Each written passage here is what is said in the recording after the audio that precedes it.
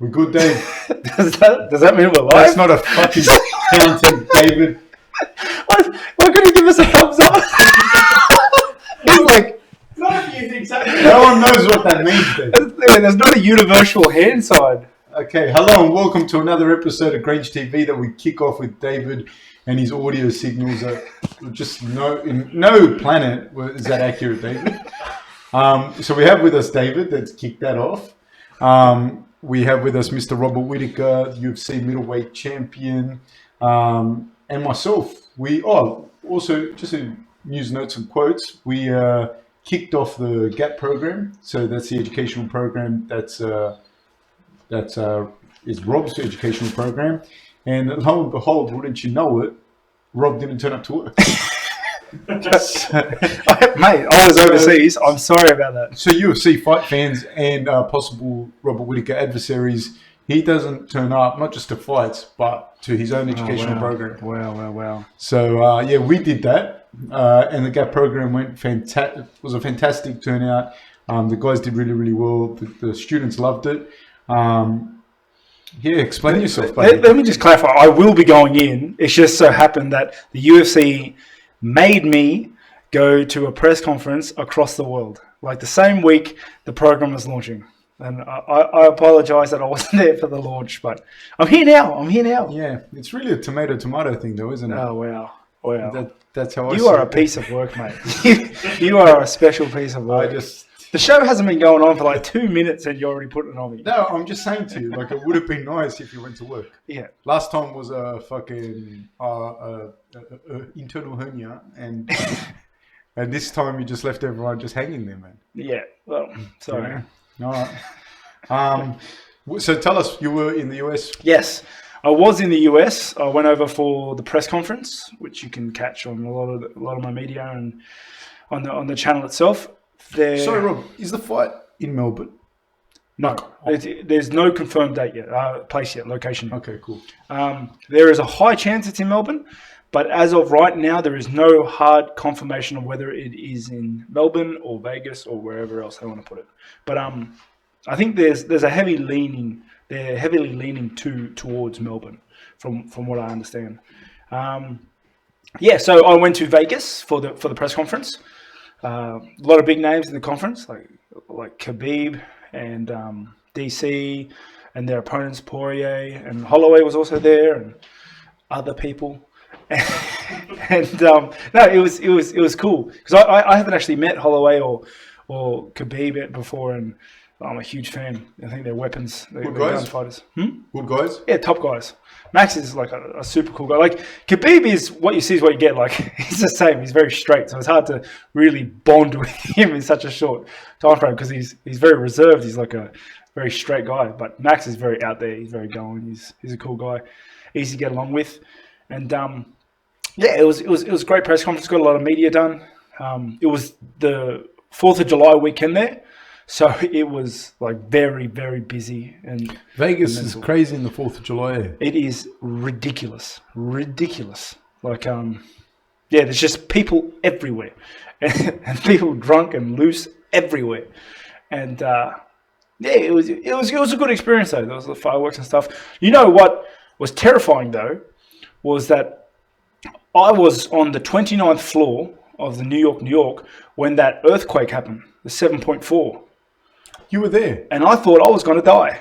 Sophia, how bad did it affect in Vegas? I was pretty bad. Like 7.4 is a pretty big earthquake. Fuck yeah. And there's a lot of sirens afterwards. But then with that, there's people panicking and they just freak out and call the ambulance and have panic attacks and all that sort of stuff. I'm not sure exactly how bad it was or how much did your room shake, mate. I was terrified. I really was. I wasn't terrified. But how much did it shake?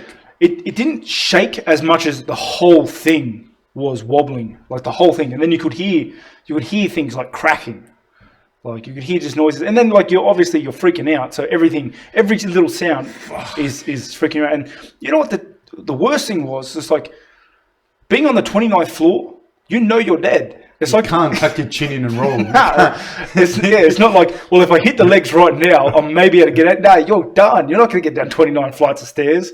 By the time it comes down on it, like, you're just dead. It's like being in a plane when we got that turbulence. Remember that trip? That was bad. Yeah, it's like that. It's like, you're just going to die. There's nothing left.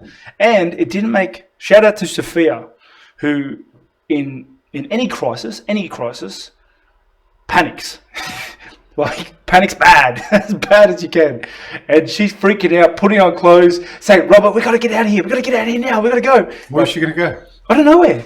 But I'm like... San Francisco's always good for earthquakes. Yeah, the whole time I'm like, babe, just calm down. I was actually on the headset to Dennis and Peter. Shout out to those guys. I was playing with them online at the time. And I was speaking to them, and they're like, nah, don't worry about it. It's just aftershocks. And you know what else? I messaged Duda and said, hey, Duda, you feel the earthquake? He's like, yeah, this is crazy. And I'm like, does it happen often? Like, am I going to die right now? And he goes, happens all the time. Don't worry about it. 5 minutes later, he goes, nah, just jokes. Never happens. I was going to say, that kind of stuff doesn't happen. In Vegas. And shout out to him for... That was like when we're talking about moving to Vegas and that. Before, and I was talking to Sergio Pena and his son Duda, and their selling point, because they were trying to sell Vegas, which outside of the casinos and the fact that it's close to California and other places. Sorry, Vegas, it does not have a lot of redeeming qualities except a lot of sand. And they were saying, one of the things that they were saying to me was there's no natural disasters, right? Which now it's out. Yes, so there's no bushfires. There's no. Yeah, nothing can happen there. Yeah, it's like the moon. It does look like the moon. Yeah, it's like the moon. Nothing can happen there. But yeah, so I thought I was going to die. I didn't, so I was stoked about that. And yeah, that was one of the highlights of my trip. Other than that, we went to the fights on Sunday, which I think we will be talking about. Yeah. Which was pretty good. But you know what was crazy as well? Because it was like everything was happening that week. It was 4th of July, International Fight Week. So a lot of the fight awards and all that sort of stuff was happening that week as well. So I think there was something like 35 guest fighters at the fights brought in. At the fights and during the week. What is that like? What's that like when you have that many fighters in the one area? It's hard to say, like, because my opinion on it is very different towards like all the other Americans, because they all get together a lot more than I get together with them, because like I don't leave my house very often, so I'm not part of their little cliques and their fight teams and stuff like that. But all of them guys, a lot of them are on the same team. A lot of them go to the same fights because they're all. If you're in the States, you can just go to any fight, so they get brought across and go to different things together. I'm sure they run across each other a lot more often. So it's a little different for me. I personally find it. Is there tension? Is there a lot of tension? Yeah, well, no, there isn't tension, but I find it a little uncomfortable. Like especially when it comes to like any of the middleweights. Like if there's other middleweights there, I'm cool with everyone. Like everyone knows how I act, how I am. I'm very cool and civil with everyone, but I can't help but feel in the back of my mind like this guy's sizing me up. Like he's looking at me, or when I look away, I'm sure he's staring at me looking for weaknesses. I can't help but feel that, and I'm sure they don't care, but that's just me. I'm a little paranoid. But yeah, it's like that. It's cool seeing some of the other fighters relax, and some of the other guys just chill out and see how they are, I guess, away from the camera. How different? Like, did you run into, say, for example, Gastelum? Yes, I did. Okay, so how different, for those who don't know, how different is it, the interactions prior to you and him fighting, how there's like a tension building up, versus how... Afterwards? Yeah, like now. Yeah, well, I like him. I like him now. I like him now. When I was about to fight him, I hated him, and I wouldn't even eat Mexican food. Like, no, I'm dead serious. Like, I just couldn't. I was just angry at him and all of Mexico at that point. But since then, though, like I spoke to him and I said, like, I'm so sorry for what happened last fight, because I didn't want that to happen. I know they'll give you shit for it, but I also think like the one person other than him, but he got to fight a little bit later, but which is shit for him. Don't get me wrong. It's still shit. But the one person that really was shit for was you. Yeah. Because you miss out on your money. People don't realise, like, everyone says, like, oh, he just skips fight. Like, I had surgery morning of. I'm not going to harp on about it again. But, like, apart from that, I trained for months leading up to that fight. I cut weight, which is, like, terrible. Anybody, like, I dare anybody to cut weight just for fun. Like, you know, it's terrible. I don't know. I would have pulled out a day earlier. If I could have chosen, I would have pulled out a day earlier. So I didn't have to do that. And two, I don't get paid. I didn't get paid any money. Like, so I haven't been paid in like over a year, and I need money. You need money. Everybody needs money to live. So it's very shit. But I spoke to him, and I said, oh, like, I'm so sorry. This is the last thing. Because he obviously has. I don't know if he boycotted certain foods, but like he also had, it was obvious to me anyways that there was also like there's obviously going to be tension between you and him in the lead up. Yeah. And so how different was that? Yeah, it's completely different. Like I have positive feelings towards him now, you know, and it was very cool. Like I said, it was a great killer fight, man. Like, I'm so sorry it happened like this. He actually said sorry for doing the little show he put on with the belt and stuff. He felt like he had to do it. You know what I found out as well? Guess what? I found out, you know whose idea that was? Not his. His managers? Cejudo's. No, yeah, Cejudo's. Of course it was. Like, it was like, yeah, of course it was Cejudo's idea. And it's like, but it's cool. It is what it is. Yeah, we're cool. We're cool until we have to fight again. You know, and you know what's funny? It was also like that with Rockhold when I was supposed to fight him. I had a lot of positive feelings beforehand. Then we had to fight, and then I hated him for a big stretch. And then after, like, I got sick and I couldn't fight him, I liked him again. You know.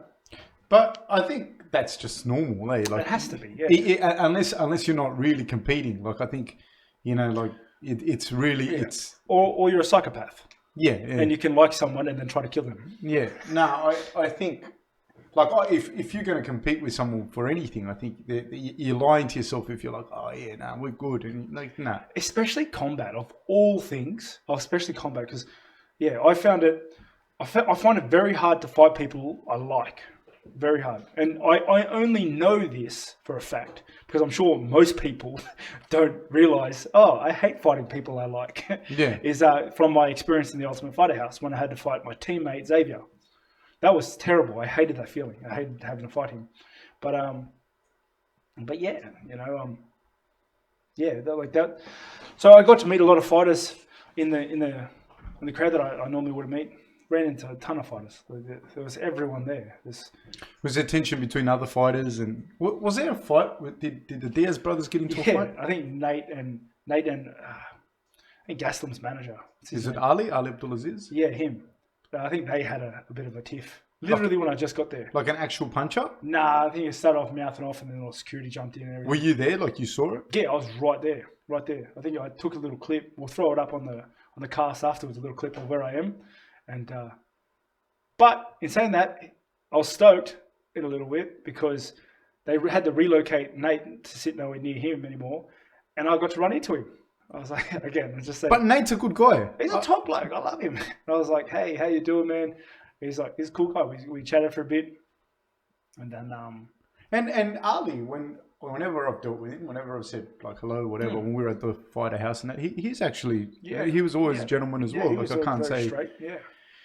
I don't know them like personally, but they're both. But it's just interesting. Titus didn't go around fighting anyone. Nah, and you know what? I he think should though. Yeah, he should. I feel that's the levels. There's a little bit lacking there, Titus, in management. Yeah, I feel like there's managers. And then there's managers. You know what I mean? Titus is not one of them. Nah, you gotta stand up for me, buddy. We'll see. I'd like to nominate Titus Day if he really wants to, like, prove how good of a manager he is to fight Ngannou for you. Yeah. Oh, but what I'll do is, because I know Titus is a little it's timid sometimes. Yeah. It's timid sometimes. So what I'll do is I'll start the fight. And then let Titus get in there. And then I'll tag Titus in to leave it for me. Yeah. So all right. So So you saw the whole incident there? Oh, not the whole incident. Like, it's hard. Like, there wasn't really an incident. They were just mouthing off each other. They didn't have a punch They were up? just mouthing off each other. Okay, because what I thought they had a fight. I didn't know. No, they just started mouthing off against each other. But that was the only incident between the fighters, or? Yeah. That I could see. But there was everyone there. There was everyone. Like, all the champs, I'm pretty sure. Like, a lot of top 5 guys, like Ortega was there. I don't know what I'm just mentioning here, but I can't remember. They're like Weidman, Wonderboy, those cats, Usman. It's like tons of fighters. Like all the Bullet Valentina, she was there. Joanna was there. Like, it's just such a stacked event. And are the fighters that have fought each other in the past, when you see them, are they usually all right? Yeah, like, I imagine so. I couldn't pick up any tension there, but I'm sure there is tension there. Like, I just can't see it, and I don't go looking for it.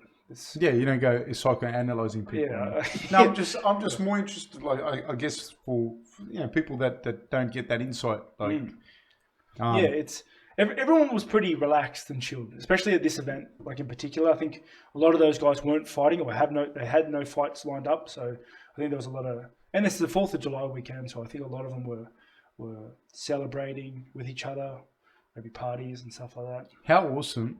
The best thing about that stuff is how awesome are the flights from Sydney to Vegas and from Vegas back to Sydney, especially when there's a fucking breakdown. Oh man! So I was supposed to get in a day earlier, but we left Vegas, and then as we got on the plane to Vegas, to LA from Vegas, they had to do some maintenance stuff, and it ended up racking up 6 hours. We were just sitting there in the plane, and then they were like, "Nah, got to change planes." Like, this plane's broken. Next one. So we all had to get off and then get on the next one, and have to do the whole rigmarole again, wait for the bags to get back on. Then we finally get to LA, and I missed my connecting flight by a long shot. Had to line up for my hotel coupon and to get my bags taken off the plane. And that was the line for that went out the door. Like, I didn't get out of the airport until 2:30 in the morning.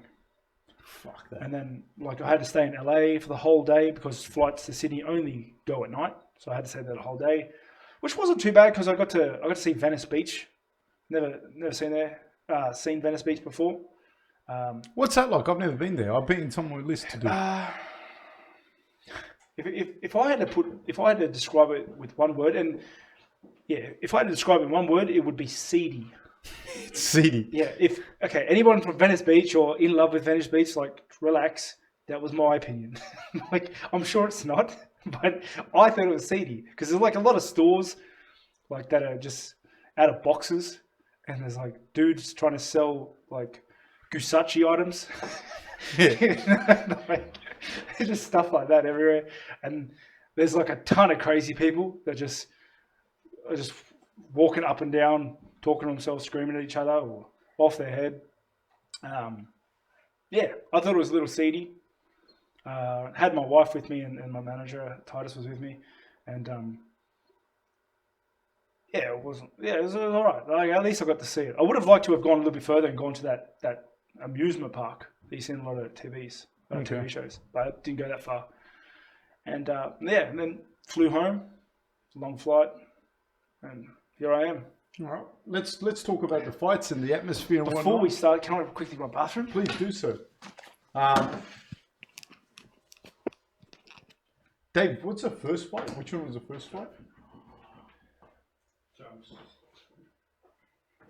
The first fight on the main card. So Chiesa and Michael Chiesa and Diego Sanchez. What do you think of that fight, Dave? Sorry, can you hear me okay? You know what? I think I actually missed that fight because I was still sort of helping out with the GAPS students for lunch, so I didn't come in until about after the Rockhold fight. Oh, okay. So you didn't see. Well, man, my view on it, I'll just tell everyone. I'll just talk by myself. I'll do a Charles Sonnen, which he does very well and much better than me. I thought that Chiesa would be way too big for Sanchez, even though Sanchez has had a lot of experience. But Also think he's probably had better days behind.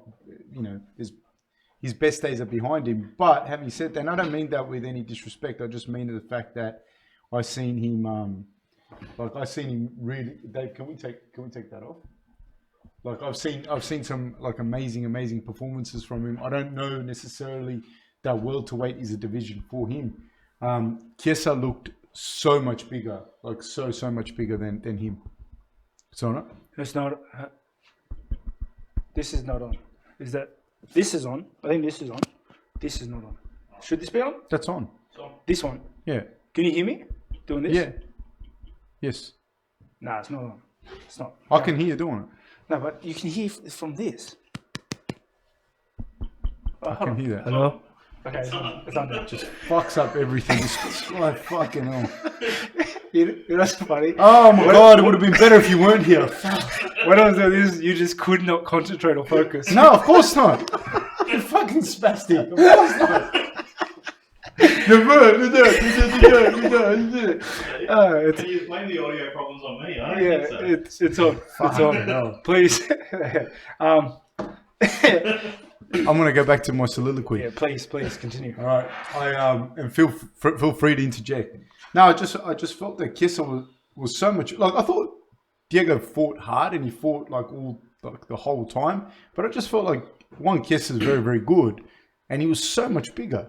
What was that like when watching him live? Okay, on TV he looked way bigger. Okay, first thing I'm gonna comment on is that the crowd. You know how normally someone lands a big shot, the crowd goes crazy.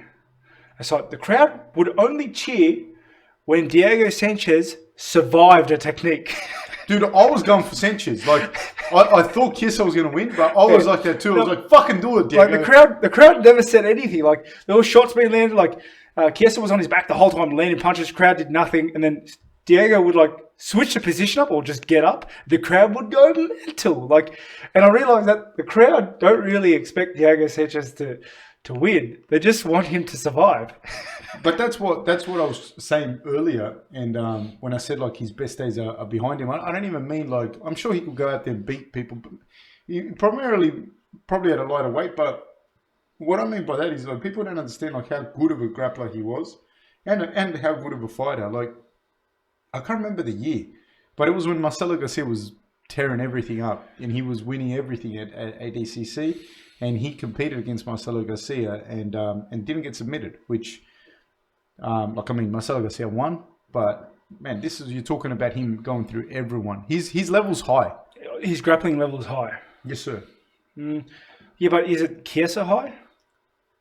No, but because the thing is, like, as soon as the fight started and Diego went for a single leg, I was like, But Chiesa looked like another weight division above. Do you know what I mean? Oh, did he? From the TV, yes, he did. She's like, Chiesa looks jacked. But like Sanchez didn't look too like it didn't look like Mighty Mouse fighting. No, he's not that much smaller, but he was a lot bigger. From where I was watching, he looked a lot bigger. Yeah, I think Diego's thicker, but like Chiesa's got like that small waist sort of frame. Yeah, but I don't think Diego cuts any weight at welterweight.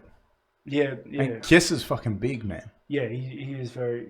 He's very strong. Like you can see. I could see him when he was on the back of Sanchez, just like.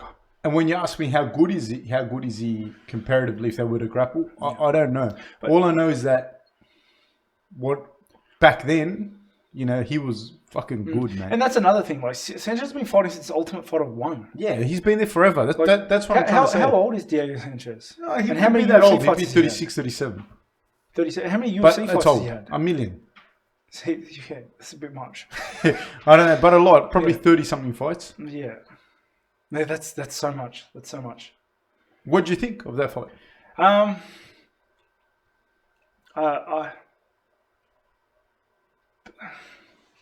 don't know. I don't think Sanchez looked great. I'm a fan of his. I'm a big fan. Like I've been watching him well before I was even doing MMA. Yeah. So I'm a big fan of his, and I love the Hardy show. But I just thought it looked a little off. I thought everything he did was a little off. Like his grappling was a little off, his scrambles were a little off. He was losing position too easily, too often. Like he wasn't controlling positions very well.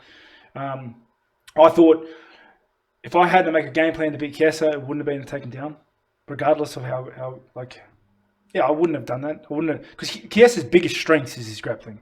So I try to lean him away from that, make it dirty probably. I don't know. I wouldn't have fought like that personally.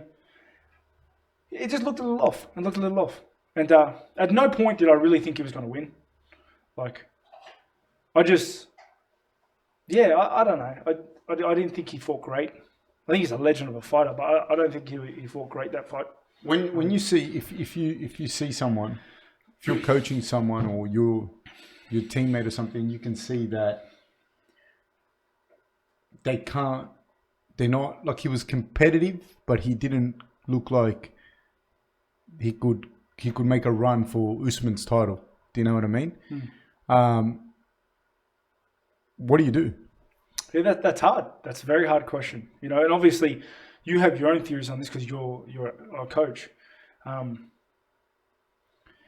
guess I'm going to get your answer after this because I'm curious in your own answer. But me, like, it's I don't know. Like, it's like I don't know because I'm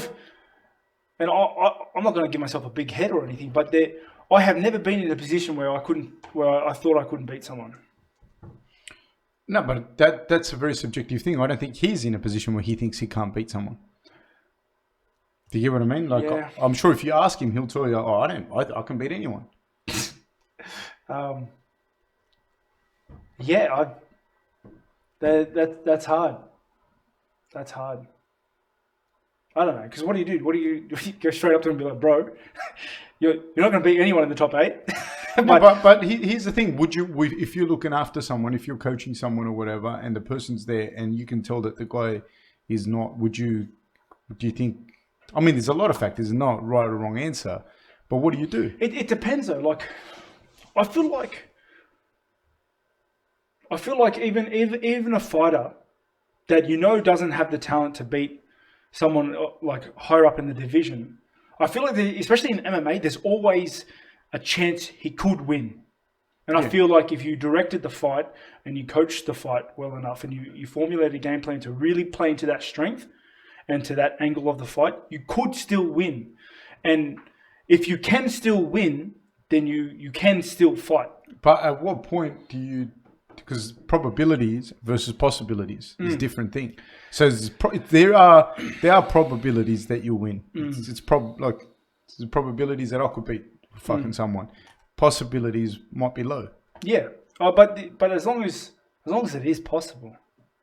But then my mentality as a fighter though drives me towards that. Like, I wouldn't care if I had a 0.5% chance of winning a fight.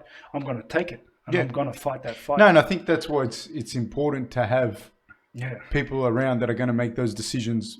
That don't have the fighter mentality. Yeah, well, even if you do have the fighter mentality, I think it's important that you understand that you're not fighting. So say, for example, it's easy for a coach to go and say, "Oh, well, no, he tough it out and blah, blah." You're not the one that's fucking going to get brain damage. But you see, if you do have that fighter mentality like that, like you were a fighter, that's why coaching and fighting, it's very hard to make the transition like into into the transition, because you can't have that I'm always going to fight mentality when you're coaching someone else, because you do need that extra insight of like, okay, I'm not the one fighting. But in saying that needs a higher level of thinking, which would probably lead you to not fighting in the first place.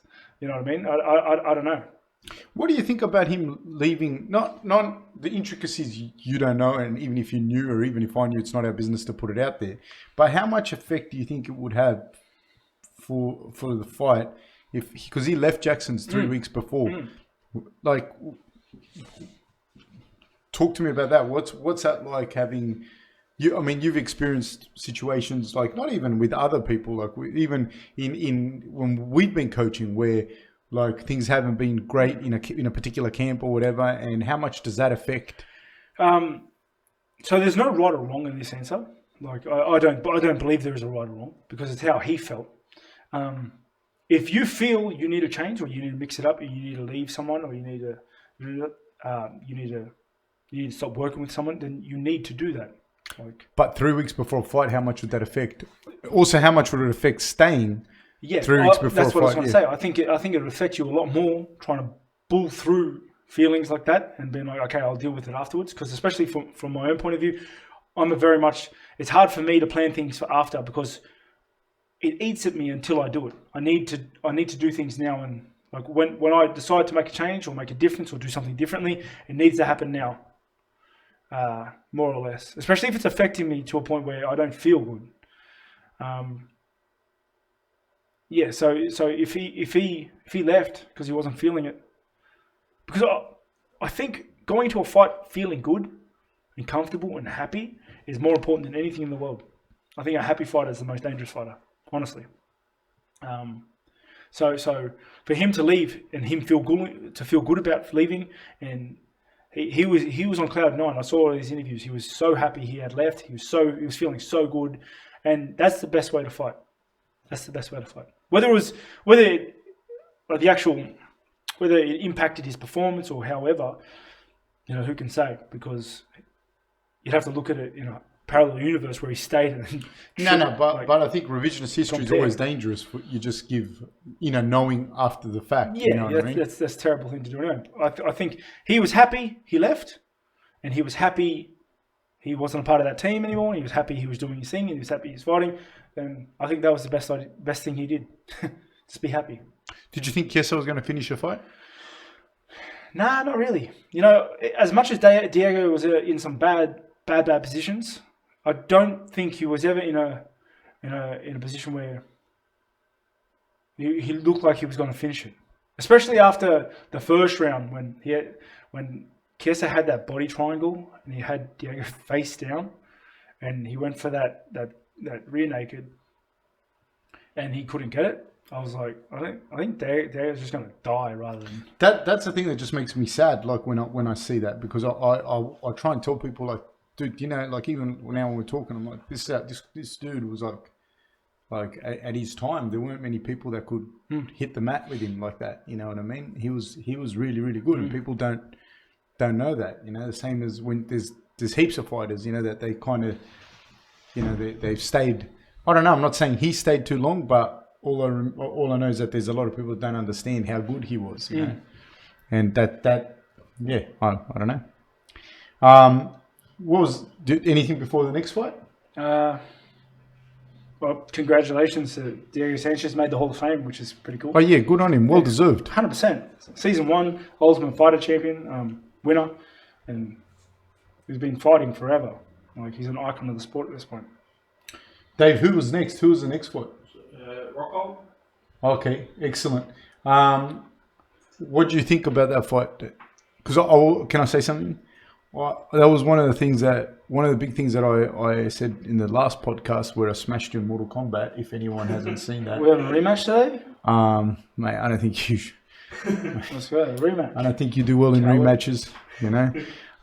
So I think That was fucked. You're a real piece of shit. Come on, man.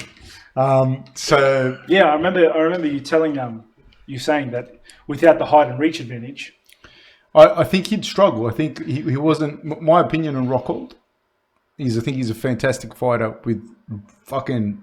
My opinion is the biggest thing is his top control. It's like when people say, oh, so and so's good, so and so's a good striker, so and so's a good grappler, and I think like you got to be specific. He's a good grappler, but he's a good grappler in what position? Is he a good grappler off his back? Is he a good grappler on top, etc., etc. Good striker, same thing. Is he a good striker with, does he cut angles? Does he do this? Does he do that? Or does he do something else? And with Rockhold, I felt like his striking was based off the fact that he was very long and strong and kicked very hard. His hands, everyone knows. I'm not going to sit here and think. And the big threat was the fact that his grappling was good enough that it'd be hard to get him down and control him down. And his grappling's good, but if he got on top, that's when he became very, very dangerous.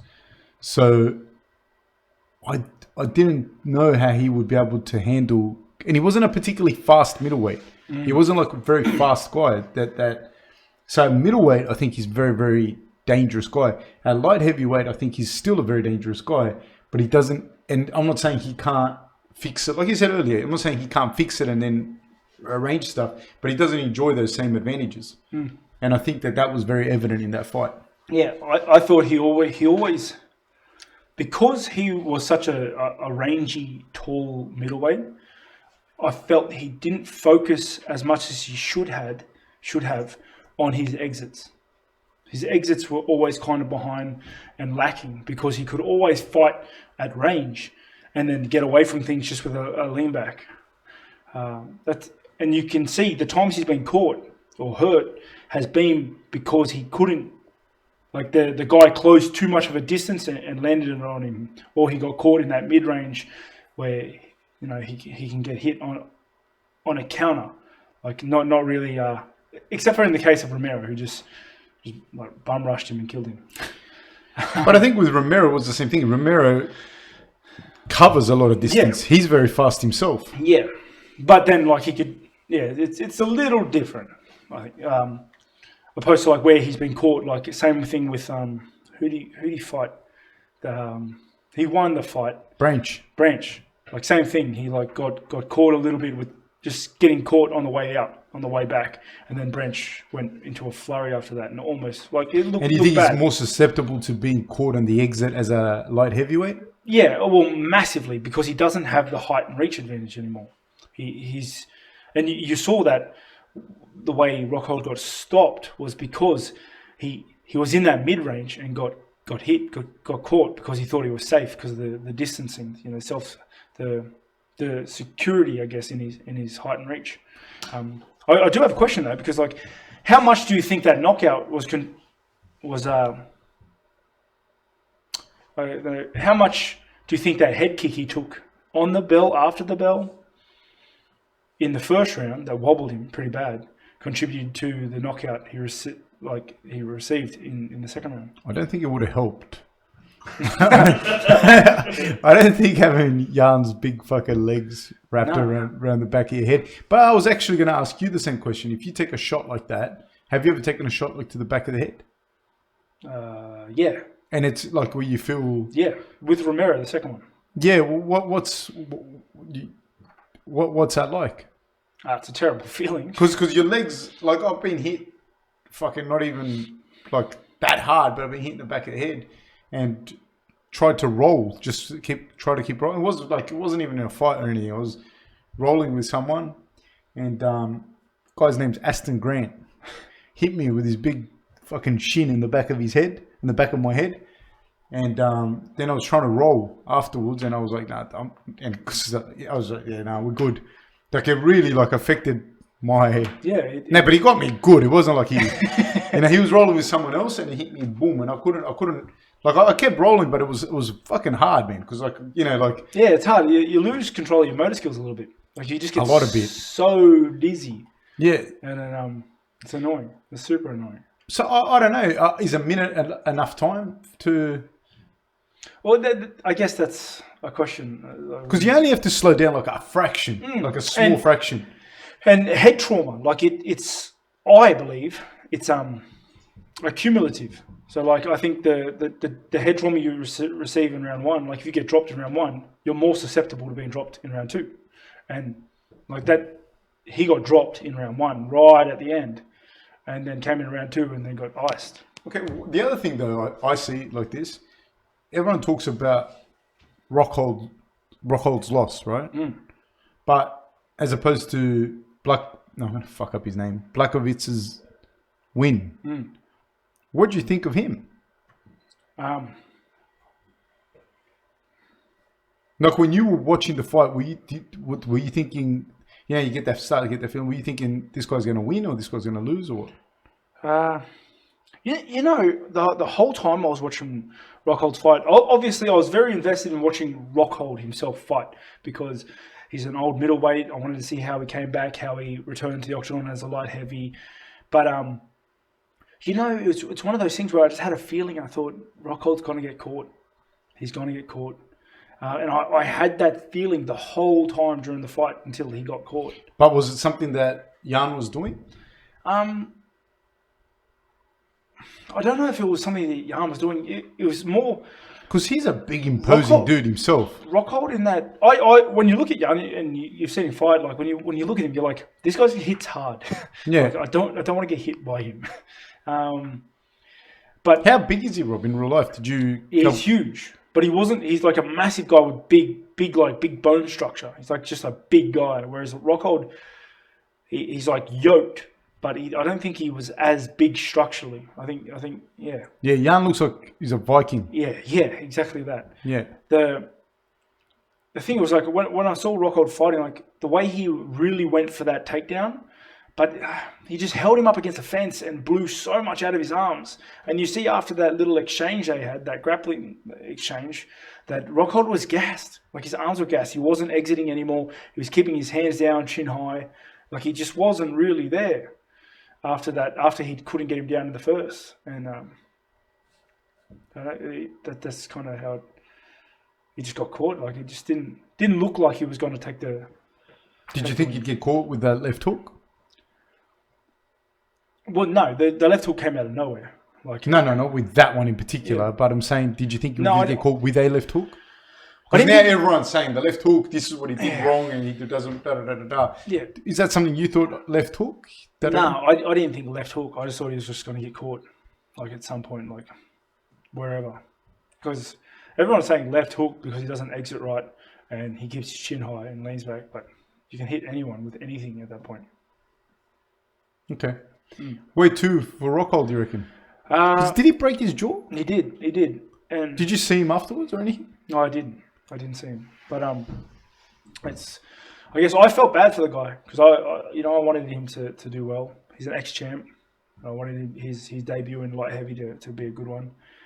It's just it sucks. It just happens. It sucks. Where to? I don't know. You know who was quick to write him off was Dana White. He wrote him off. He thinks he should retire. I don't think he shouldn't retire. But is that writing someone off, or is that, like, again, going back to that conversation we had earlier with Diego saying, I think Rockhold has still got fights in him, from my opinion. Because he to me is a guy that I rate Jan more than, like, if you go, not more than Kiesa, I think, but like, fuck, man, losing to Jan is not like... Yeah. Personally, I would be, like, if I had to handle it, I would have been like, Rockhold's had a hard time. I'm sure he'll be back stronger than ever. Let's just see how it ends and then play off whatever Rockhold says. Like whether Rockhold wants to retire, support that, or whether he wants to fight. No, but aside from what Dana said, like what I mean is, to me, Rockhold's still got fights at light heavyweight that he can do. I think so. And I think he looked really like there were points in the fight where he looked really good when he was landing that body kick, when he was landing that head kick. I thought it looked really good. It's just you just got to change a couple of things up, a little bit, and I think he could be like very competitive in the light heavyweight division. And it's a fight at the end of the day too, eh? It just happens, and then you lose sometimes. But I don't think you should ever write an ex-champ out, ever. Like, no, he's a champ. Like he's an ex-champ. He's been there. He got to the top of a division, like the very top. He's in that apex category of fighters, like in the world. But, if anyone can change something up and come back stronger, it's going to be him. Charles said something.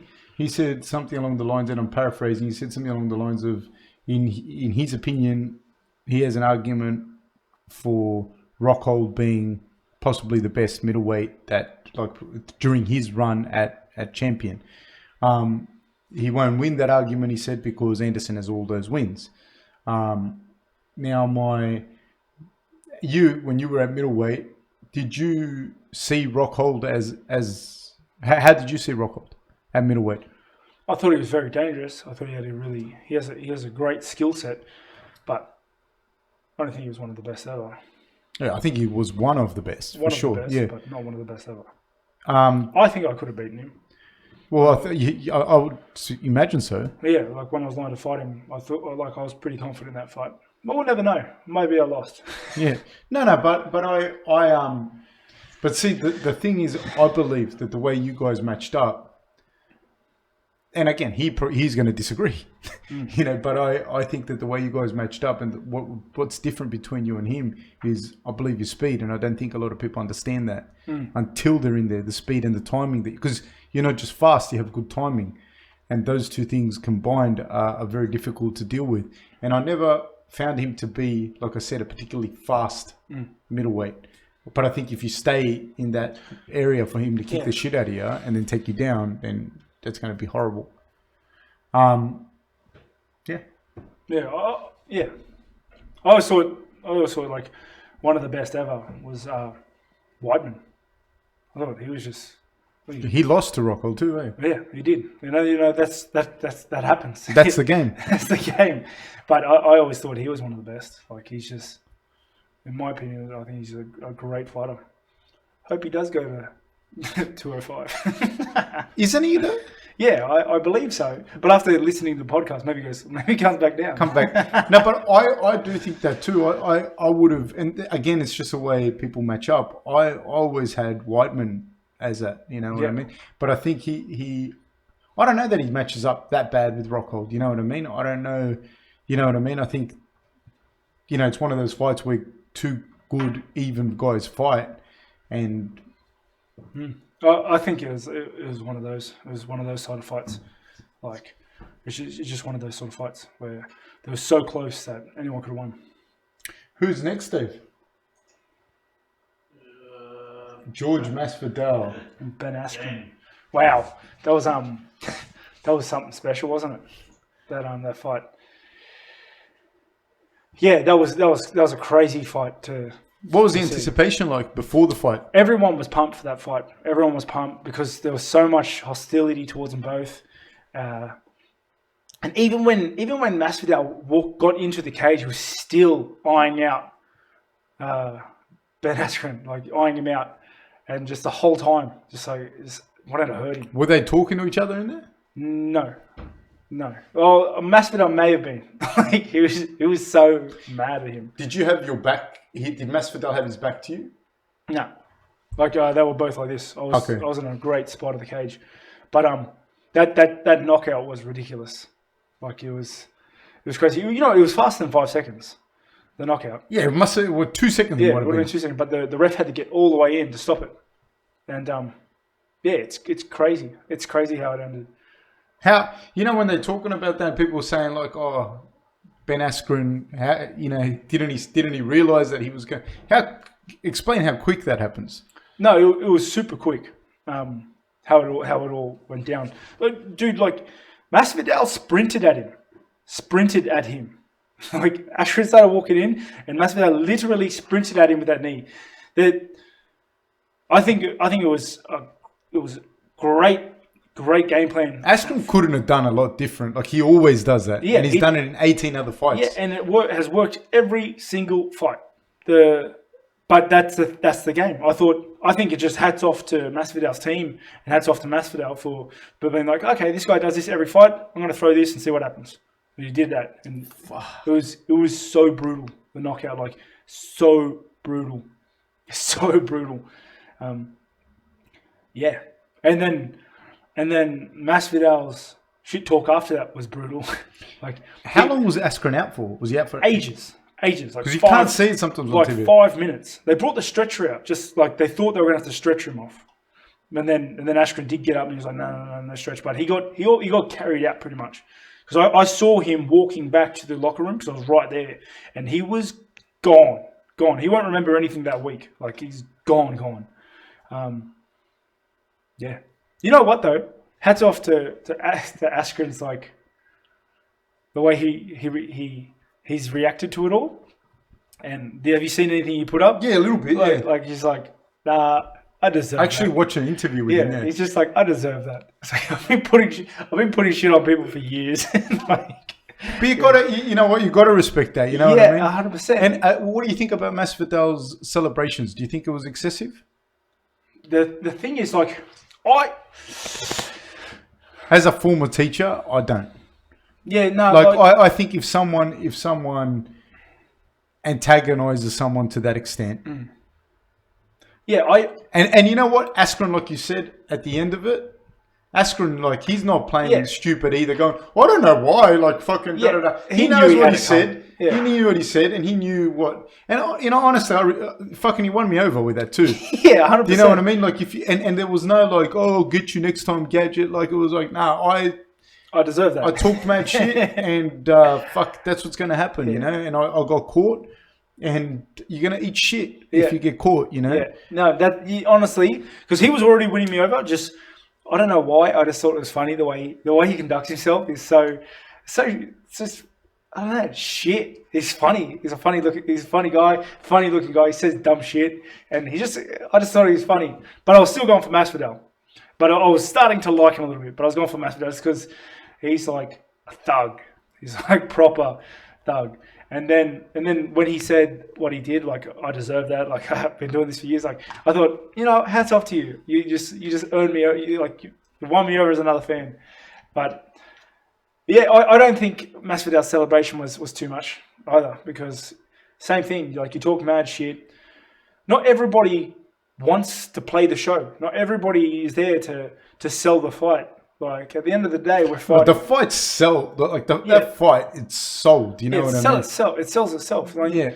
And not everybody is part of the act with you. Yeah, that's what I was going to say. I don't necessarily want to be part of the act with you taking the piss out of me. You know what I mean? Yeah. So you can sell the fight and keep going. So, and that's what happened. So I thought it was cool. Did when he knocked, did you know he was out as soon as the knee landed? Yeah. It's because just the way he fell, and he wasn't moving. Like he wasn't moving. You feel those two shots at the end were excessive? No, not excessive. It's a fight, but they were unneeded. They were not necessary.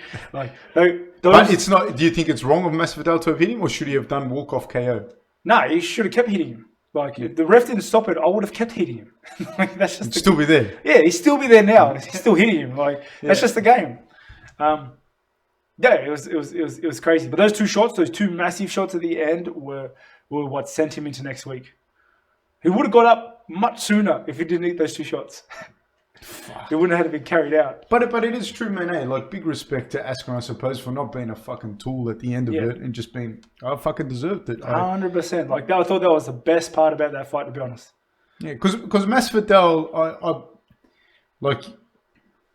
he's what he is, man, and probably is, like I said to you before, and I said it before he got thing, like, he's probably my favorite fighter, you know, and now he's everyone's favorite fighter, so I have to change. I have to get a new favorite fighter. Can't be mainstream. Yeah, can't at all.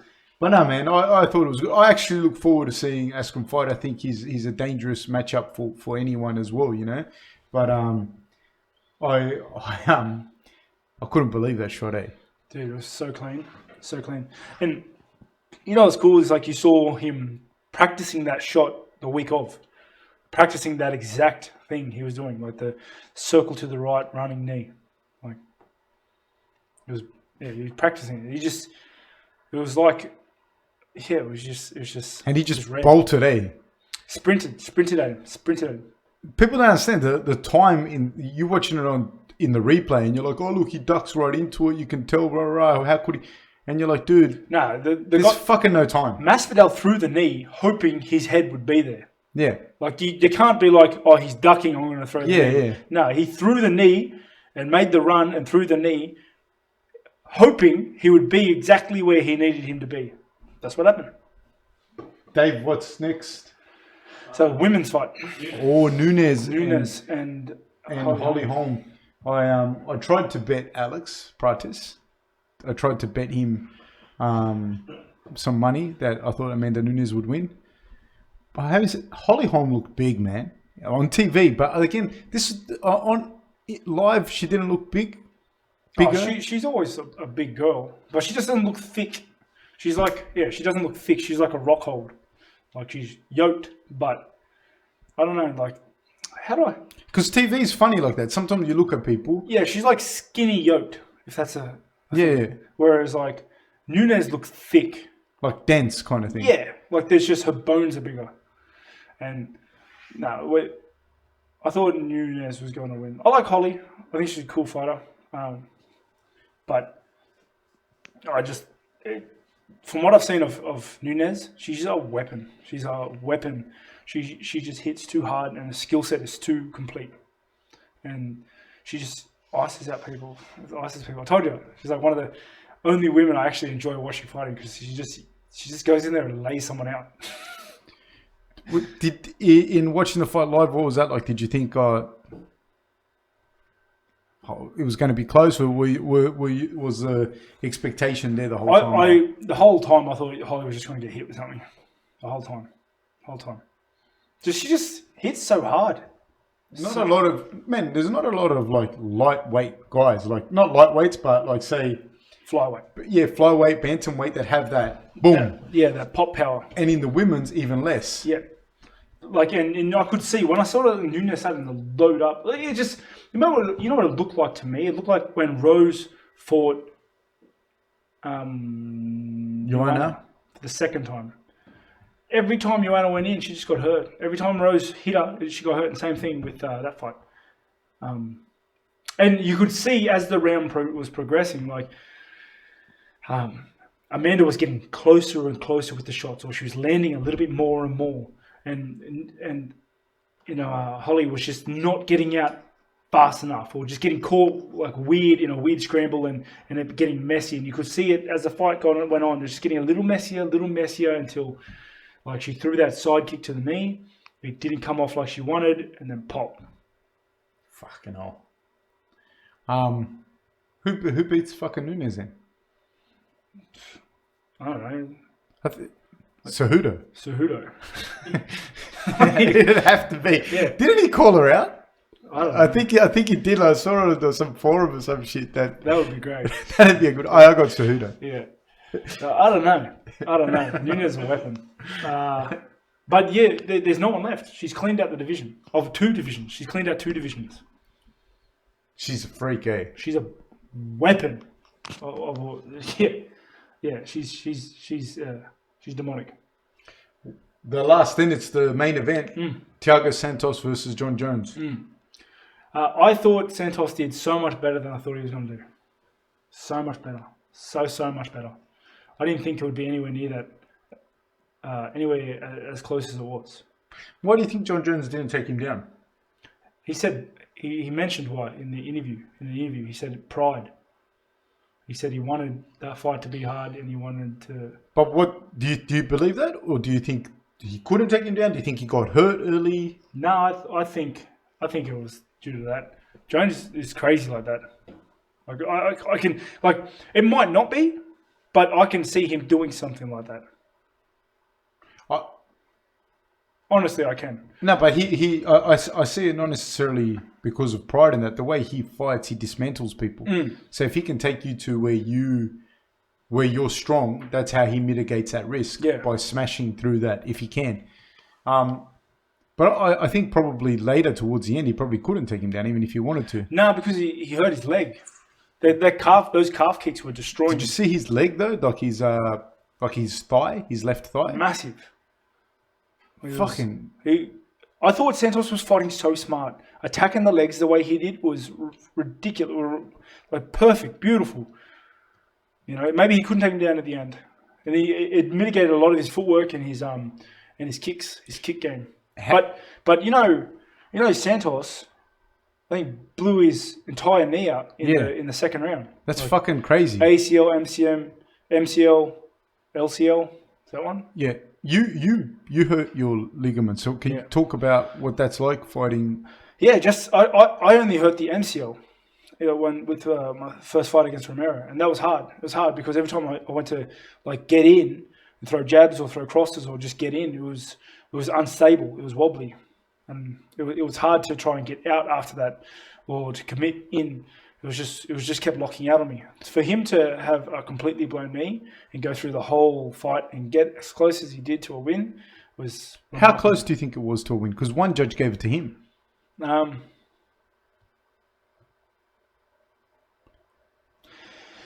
thought it was close, but I don't know. It was one of those fights where I just didn't see him winning. Like I thought Jones was winning. But even though he lost rounds, I still thought he was winning for some reason.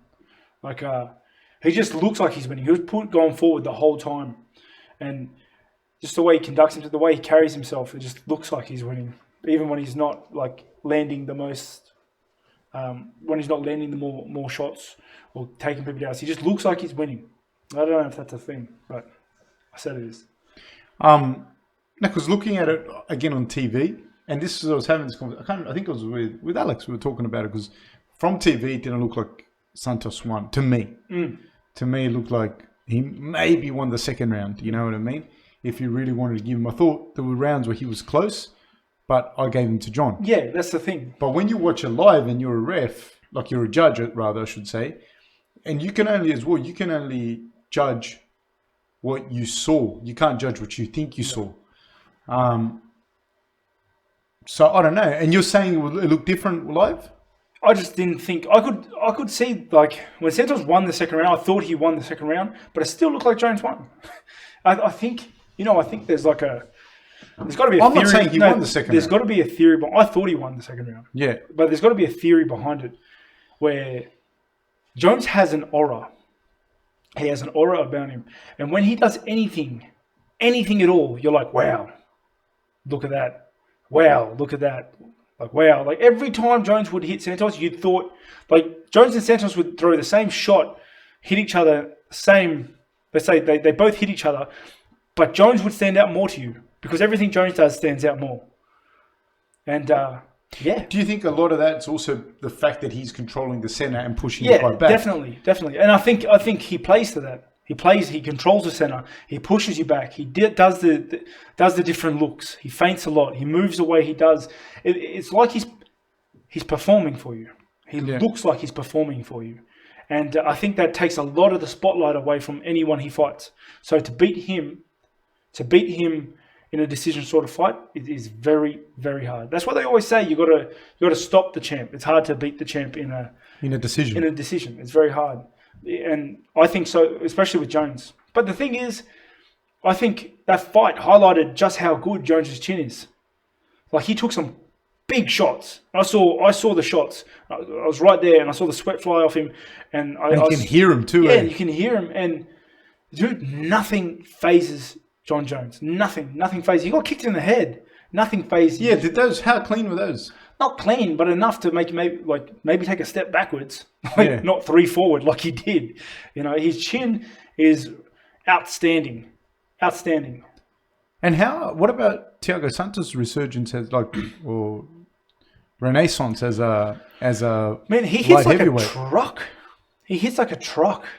He's a gunfighter. I think light heavy for him was the best move. Because he just hits so hard. He's so tough. He's bigger. Yeah, he's just... Yeah. So having seen Anthony Smith go up, fight for a title, Thiago Santos go up, fight for a title, Rockhold, I mean, he lost, but how do you see Weidman doing at light heavyweight? I think he'd do great because I think him having a cut less, he's a big guy. He's a very big guy. And I think his wrestling and his game, I think he'll be fast, like quite quick for that division, or at least up there. And I think he's grappling, like his shots and double legs, single legs, they weren't slow for a... No, they were super quick. And I think, I was going to say, with his grappling, I think he'll be able to control a lot of matches, control a lot of people, because his grappling's phenomenal. So mix that with good striking, he's going to be. I think he's going to be a bit of a killer. Okay. He's got quite a complete skill set. Dave? Do you have any questions for Rob? Just something that you said before around the moving weight division. So I did, just for most people like me don't know anything. So what do you think are the key skills going up the different divisions? So is it more of a heavy hitter at light heavyweight? Obviously, heavyweights are more powerful. And what's the makeup of the ideal middleweight? Yeah, generally, like, the heavier you are, the slower you are, but the harder you hit. And the opposite is true when you go down. That's why you see, like, a lot of the best lighter guys are the ones that are fast and have pop. And the same with in the heavier weights, it's like the guys that hit like heavy, but are quite quick enough to land them. And then there's your like your outliers. So it's like the heavier guys that are super slow, but it doesn't matter because if they hit you, you almost die, like Nagano. But he's not slow. He's not slow, but he's not super quick. Yeah. But he's just got to tap you and you die. And then same thing with the lighter weights. Like, I don't think Dominic Cruz was ever a real heavy puncher, but he's just so fast, so hard to hit, so mobile, so fit that he just outworks you. I think if you're the thing that I see, like I see Thiago Santos, and he didn't enjoy the same success at middleweight because I think the weight cut just sucks a lot of the power because he wants to get in there and like you hit me and I'm going to hit you and let's see who comes out on top. And you couldn't really do that as well at middleweight. You can't do that if you're doing huge cuts. It's very hard. Anything else, Dave? All right. Then let's have this rematch you speak of. Yeah, let's do it. About time. You cheater. Let's do it. Is it set up? No. It's not set up. How long will it take to set up? It doesn't matter. I'll win by default. No, that's not how it works. All right. Does it take long to set up? Let me try. Just chuck it on me last minute. What's on for you, Rob? What's next for you?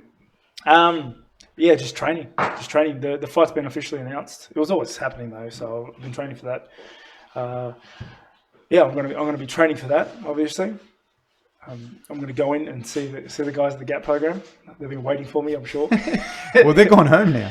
Yeah, they're not now. I'm not gonna go in now, but I'm gonna go see them. And just plug away, train. Actually, we got one of our guys, Jacob Malcolm. He's fighting on Saturday. No, it's fighting tomorrow. Today? Friday. Yeah, because Rob just came back. He's jet lagged and whatnot. I don't know what day it is. No, it's Thursday today, Friday tomorrow. So Jacob's fighting there middleweight against a very, very tough guy. Yeah. So that'll be cool. That'll be cool. And then just training as usual. Is it hard for you to watch your training partners? I hate it. Anyone I like or is a friend of mine or I'm invested in, it crushes me. I get bad anxiety, like when I'm watching him fight. In what way? I don't like seeing my friends get hurt. Would you want your kids to fight? Never. But obviously, I want to support them, like in whatever they do. Do you think they will? Just watching it, because Jack seems aggressive. Maybe. Jack seems aggressive. He does. He's like an aggressive. Like there's kids that are timid. Jack's not. You should see. He just tackles John and Lily the whole time. Just tackles them. He's 3 years old. Yeah, four now. 4. Yeah, he loves it. He came to. He did my class, the wrestling class. Oh, we're here, ready to go. Oh, let's do it. Which one? We're going to do Mortal Kombat 1 again? Yeah. You pick it. No, I want to do that. I don't want to hear any excuses. Nah, but if I don't pick Mortal Kombat 1, you'll have an excuse. What are you doing? I want to be the same one I was before. I don't want to lose. I don't want to get it. Just press start first. I want to make sure that I get my corner. Which one? I need to know more abilities for Scorpion. How do I know which one? Press start. Just keep pressing start. I have 2 controls. Just keep pressing start. There we go. So which one am I? The one you press start with. Oh, that's 2. Okay, thank you. Press start on that one. There you go. Hey, Dave, what's another ability for Scorpion? I didn't know back punch. What's another one? That's it. That's all he has. Oh man, I should have looked it up. Best of 3, yeah, Dave? Best of 3. Oh, shit. Oh, that was so slow.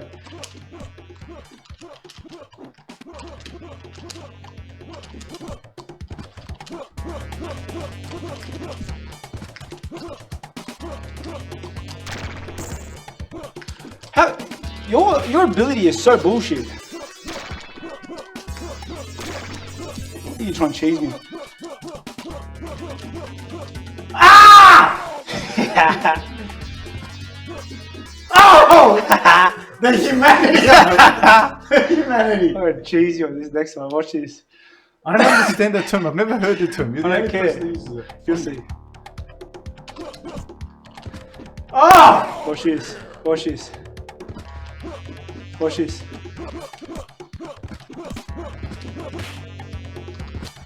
Oh! The humanity. The humanity. Oh, dude, that was so easy. That was so easy.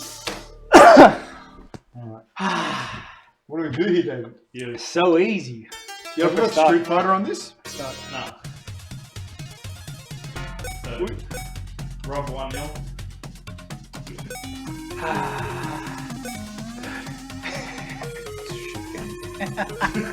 Watch this. Watch this. Look at that new champ. Look at that new champ. Benno.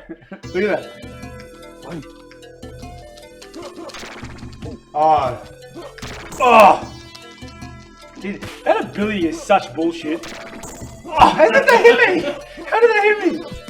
It's such bullshit. Look at you, cheater. I read you like a book bar. Ah, bullshit! pride comes before the fall, mate. Yeah? Yeah? Oh!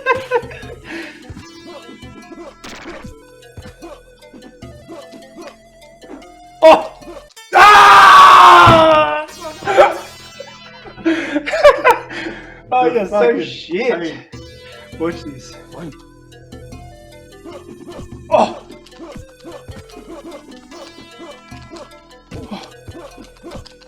Fuck? Oh. Oh! Yes! I still don't know how to block. Is blocking a thing? You know, when people message me, how do you block? Ah! Oh, come here. Oh! Ah! The humanity! The humanity! Look at this. I'm That's it. done. I'm the best. I'm done. I'm the best. New champ. I'm done. Thank New you, champ. Rob. Thank you. Don't hold it against me forever. All right, guys. This was a very, very sad day in Mortal Kombat. We just saw Rob regain his title, and Yes. please tune in for the show next week. Yes, Thank you please. very much, guys. Take care. Peace. Oh, wait. Hey, before you stop, have you stopped? No. Okay. Before you stop, firstly, I'm going to do a stream this weekend. Okay. I'm going to do a stream. People who watched the last stream, sorry it was all crappy. I'm actually going to test the stream before I stream it this Saturday. But I'm going to do a stream this Saturday where we're going to do a new character on Elder Scrolls Online. So tune in. It should be fun. It should be fun. It should be fun, gentlemen and ladies. Also, one just more, keeps one more adding thing. stuff. One more thing. We have more stock for the Reaper gear. If you're interested, please go onto the website. It's robwhittaker.com. Go back on it. We have more stock. Buy a shirt if you wish. All right. Thank you very much, guys. Thanks a lot. See you Bye. later.